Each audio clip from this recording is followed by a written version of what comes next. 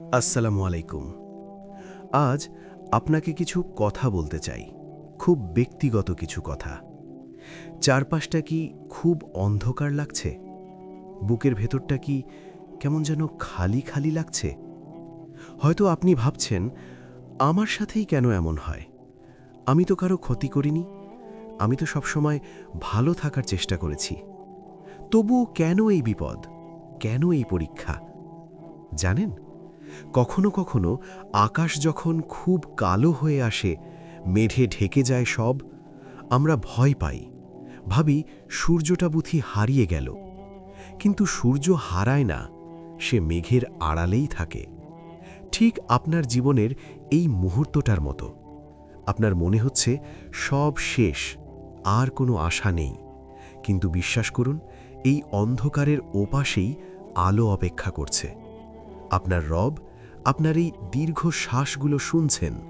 তিনি দেখছেন আপনি কতটা ক্লান্ত। এই যে আপনি এখন একা বসে আছেন, চোখের কোণে পানি, এটা কি তিনি দেখছেন না? অবশ্যই দেখছেন, কারণ তিনি তো আস-সামিউ, তিনি তো সব শোনেন।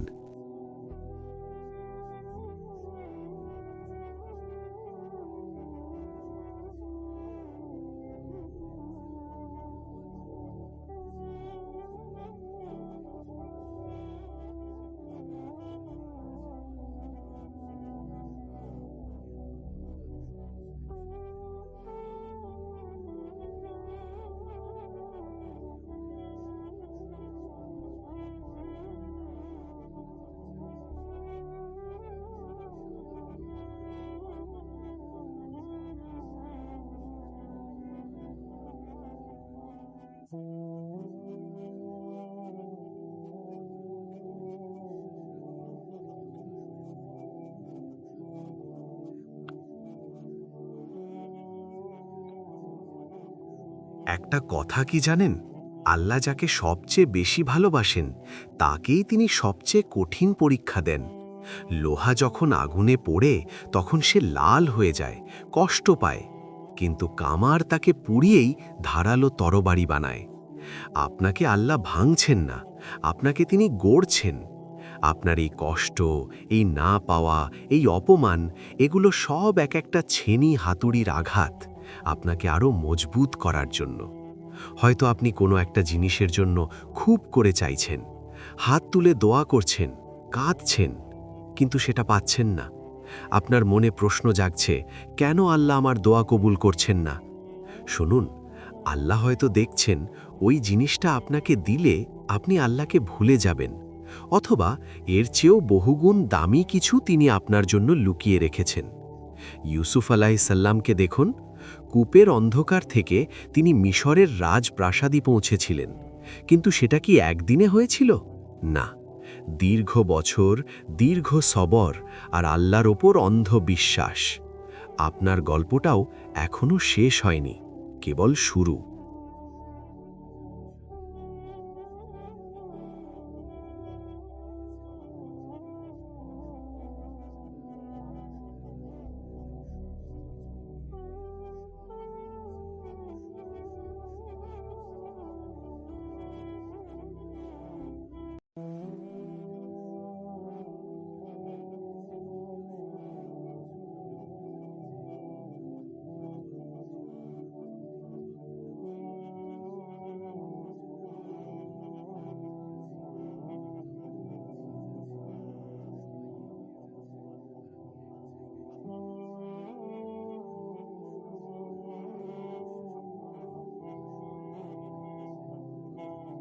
এখন আপনার কি করা উচিত? হতাশ হয়ে যাওয়া, নাকি হাল ছেড়ে দেওয়া? না, একদম না। আপনার কাজ হল তাওয়াক্কুল করা। তাওয়াক্কুল মানে কি জানেন? তাওয়াক্কুল মানে হল মাঝ দরিয়ায় নৌকা ভাসিয়ে দিয়ে বলা, হে আল্লাহ, হাল আমি ছেড়ে দিলাম, এখন তুমিই আমার মাঝি। আজ রাতে যখন সবাই ঘুমিয়ে পড়বে, আপনি উঠবেন, অজু করবেন, তারপর জায়নামাজে দাঁড়িয়ে একটা সেজদা দেবেন। সেজদায় গিয়ে ফিসফিস করে আপনার রবকে বলুন, হে আল্লাহ, আমি বড্ড ক্লান্ত, আমার আর শক্তি নেই, আমি সব সমস্যা তোমার হাতে তুলে দিলাম। তুমি যা ভালো মনে করো তাই করো। বিশ্বাস করুন, যখন আপনি সব ভার আল্লাহর ওপর ছেড়ে দেবেন, তখন দেখবেন বুকের ওপর থেকে পাহাড় সরে গেছে। এক অদ্ভুত প্রশান্তি আপনাকে ছুঁয়ে যাবে। মনে হবে, আমার তো একজন অভিভাবক আছেন, যিনি আসমান ও জমিনের মালিক। তাহলে আমার কিসের ভয়, কিসের চিন্তা?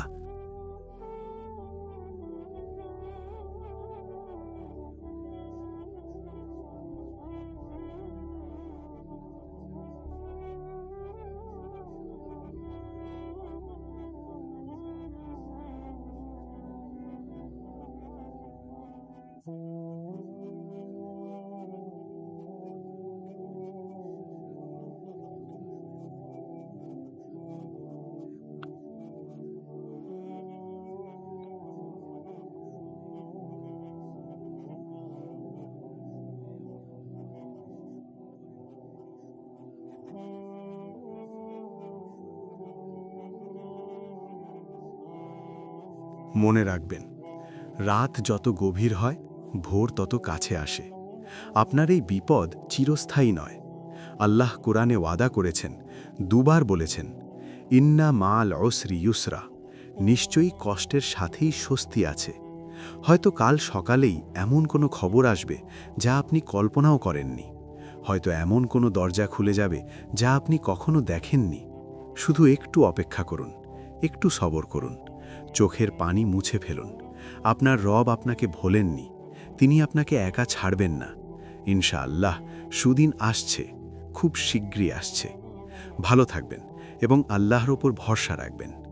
আসসালামু আলাইকুম।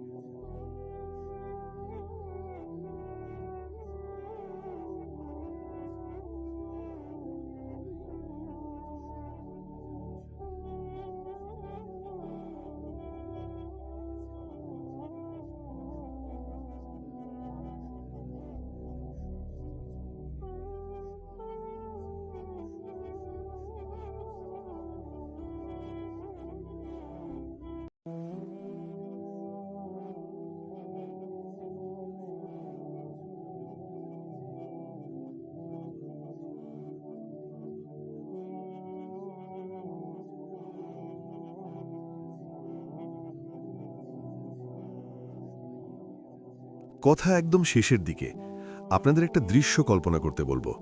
চোখটা বন্ধ করতে পারেন। কল্পনা করুন, কিয়ামতের সেই কঠিন দিন। সূর্য মাথার খুব কাছে, সবাই ভয়ে কাঁপছে, ইয়া নফসি করছে। কিন্তু একদল মানুষকে আল্লাহ স্পেশাল ভিআইপি মর্যাদা দিয়ে ডাকছেন। ফেরেশতারা তাদের গেটে দাঁড়িয়ে স্বাগত জানাচ্ছে।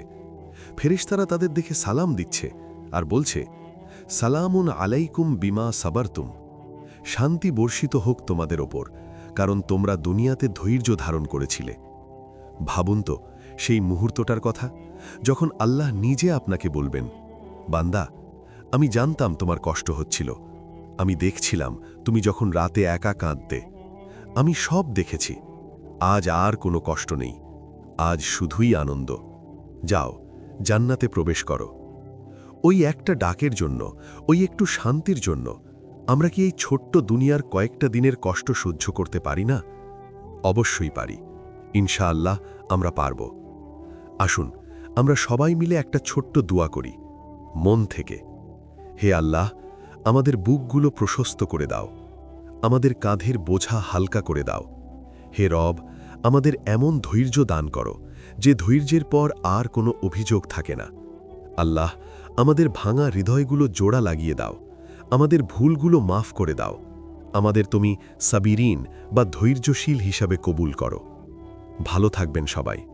যখনই কষ্ট হবে আকাশের দিকে তাকাবেন আর মনে করবেন আপনার রব সব দেখছেন, তিনি আপনাকে ভালোবাসেন। আসসালামু আলাইকুম ওয়া রাহমাতুল্লাহ।